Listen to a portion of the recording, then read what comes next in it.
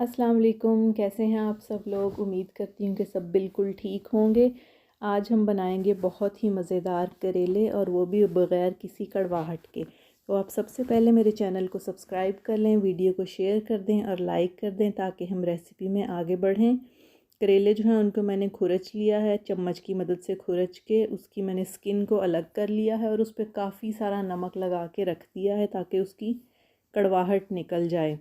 और इसको आप तकरीबन 2-3 घंटे तक भी लगा के रख सकते हैं, धूप में भी रख सकते हैं। और अगर धूप ना हो तो उसको आप वैसे ही छाँव में रखें नमक लगा के थोड़ी देर, 1-2 घंटे के लिए।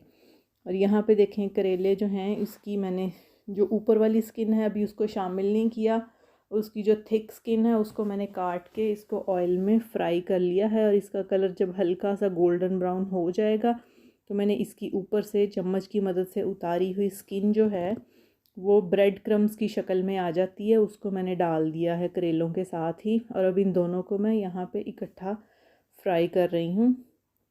और जब ये अच्छी तरह से फ्राई हो जाएंगे, बहुत ज़्यादा सख्त की तरफ नहीं लेके जाने, जब हल्का सा गोल्डन कलर आ जाएगा तो इनको निकाल लें।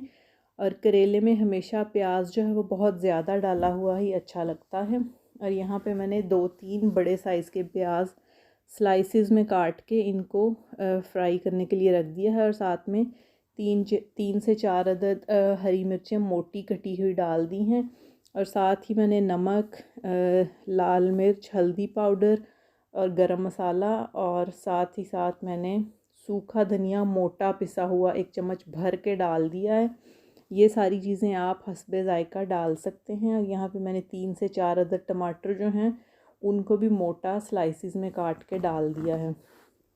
यहाँ पे आपने ये इस बात का ख़ास ध्यान रखना है कि ये मसाला घुला हुआ नहीं होना चाहिए। करेले में सारी चीज़ें खड़ी खड़ी अलग अलग नज़र आनी चाहिए। यहाँ पे ये देखें मसाला भुन के तैयार हो चुका है। और यहाँ पे मैंने जो फ्राई किए हुए करेले और उसकी स्किन थी उसको शामिल कर दिया है। और ये देखें हर चीज़ अलग अलग आपको यहाँ पे नज़र आ रही है।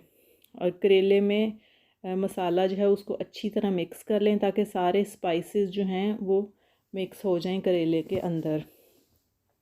आपने जब नमक लगा के करेले को रखना है उसके बाद उसको अच्छी तरह से धो लेना है और उसके साथ ही उसकी सारी कड़वाहट जो है वो निकल जाएगी।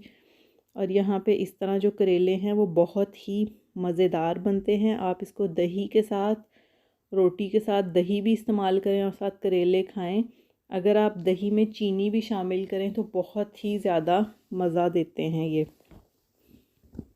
ये देखें यहाँ पे बहुत ही खूबसूरत सी सब्ज़ी बन के तैयार हो चुकी है। और आपको हरी मिर्चें, प्याज, करेले सब कुछ इसमें अलग अलग नज़र आ रहा है।